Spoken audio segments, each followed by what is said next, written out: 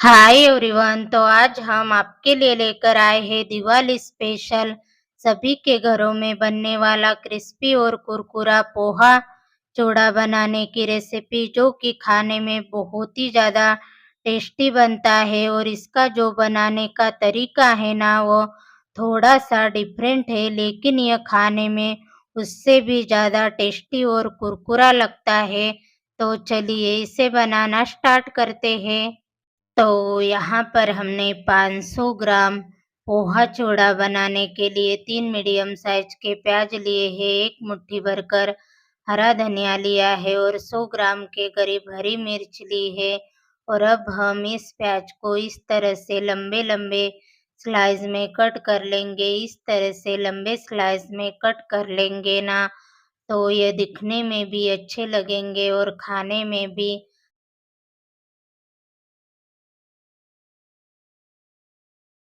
तो यहाँ पर हमने तीनों प्याज को कट करके इस तरह से इसके लच्छे को अलग-अलग कर दिया है। और अब हम इसको एक थाली में डाल देंगे और अब हम मिर्ची को भी कट कर लेंगे। तो मिर्ची को भी हमें इस तरह से लंबे-लंबे स्लाइस में कट कर लेना है।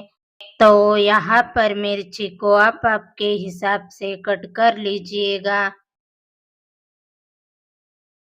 तो यहाँ पर हमने मिर्ची और धनिया को भी कट कर लिया है और अब हम इसे थाली में रखकर धूप में 2 से 3 घंटे के लिए सुखाएंगे। अगर आपके पास समय है तो आप इसे दिन भर भी सुखा सकते हो। इस तरीके से आप इसको कट करके पहले सुखाते हो ना, तो बाद में आपको इसको फ्राई करने में ज़्यादा समय नहीं लगेगा और आपका पोहा चूड़ा आप महीनों तक स्टोर करके रखेंगे ना, तो भी खराब नहीं होएगा। और जब तक ये सूख रहे हैं तब तक हम दूसरी तैयारी कर लेंगे। तो यहाँ पर हमने 500 ग्राम पतला पोहा लिया है। ज़्यादातर मेरे बच्चे यही पोहा का चूड़ा खाना पसंद करते हैं। और अब हम इस पोहा को छानकर इसमें के छोटे-छोटे टुकड़ों को निकाल कर अलग कर लेंगे। तो यहाँ पर हमने गेहूँ छानने वाली छाननी ली है और अब हम इसमें थोड़े-थोड़े पोहा को डालकर इसको अच्छी तरह से छान लेंगे।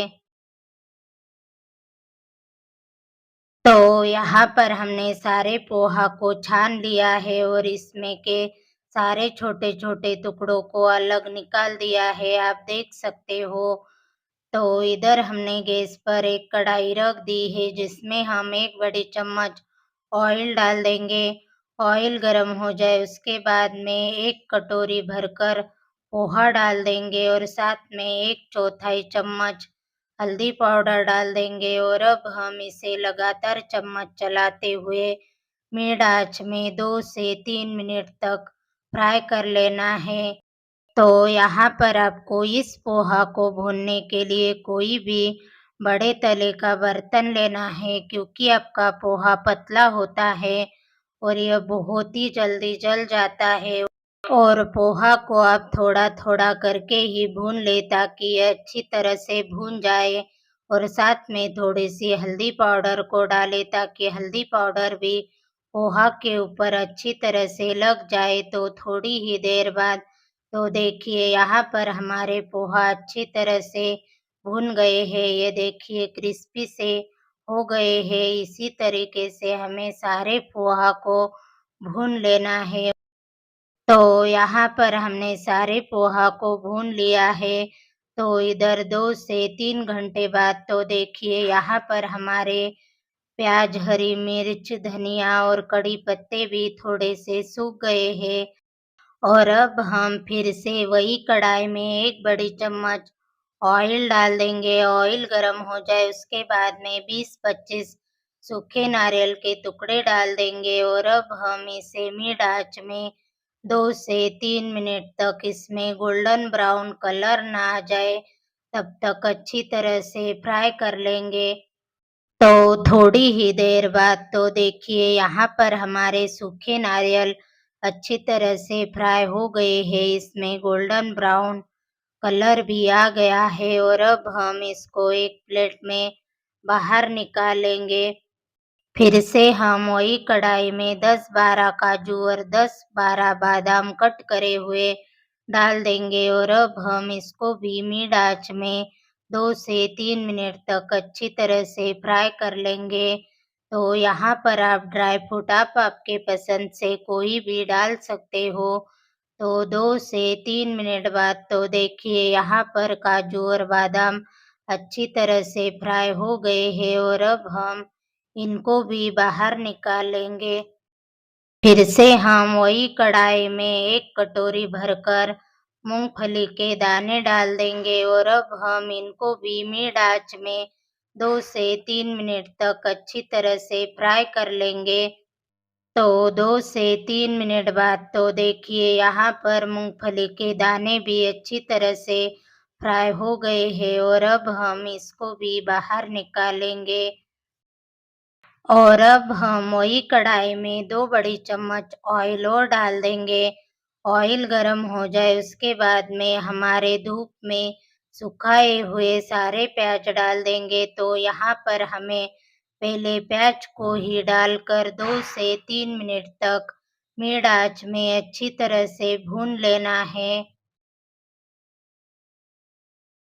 तो 2 से 3 मिनट बाद तो देखिए यहाँ पर हमारे प्याज थोड़े से भून गए हैं और अब हम इसमें हमारी हरी मिर्च, हरा धनिया और कड़ी पत्ता डाल देंगे और अब हम इसको भी प्याज के साथ मीडियम आंच में 2 से 3 मिनट तक और अच्छी तरह से भून लेंगे। तो यहाँ पर हमें इसको भूनते हुए लगभग 3 से 4 मिनट हो गए हैं और आप देख सकते हो ये कितनी अच्छी तरह से भून गए हैं। जब आप इसको इस तरह से भूनते हैं जब भी आपका पोहा चिवड़ा खराब नहीं होएगा। और अब हम गैस को बंद कर देंगे। जब ये ठंडे हो जाए उसके बाद में हम इसको पोहा में डाल देंगे।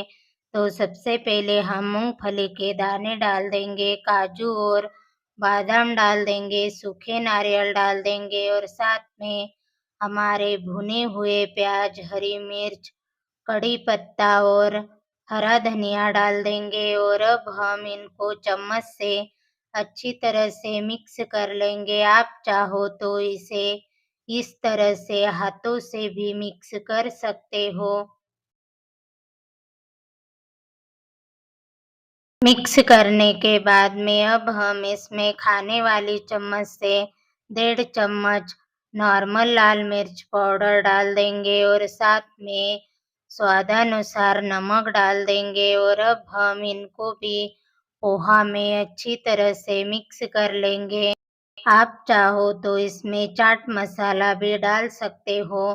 तो यहाँ पर हमारा बहुत ही ज़्यादा टेस्टी और कुरकुरा और क्रिस्पी सा पोहा चिवड़ा बनकर तैयार हो गया है। आप देख सकते हो ये कितना ज़्यादा क्रिस्पी बना है। तो यहाँ पर आप एक बार इस पोहा चिवड़ा को हमारे तरीके से ज़रूर ट्राई करना। तो फ्रेंड आज की रेसिपीज़ की वीडियो आपको पसंद आए तो प्लीज़ हमारे चैनल को लाइक और शेयर और सब्सक्राइब करना मत भूलना। तो मिलते हैं अगले वीडियो में एक और नई रेसिपी के साथ।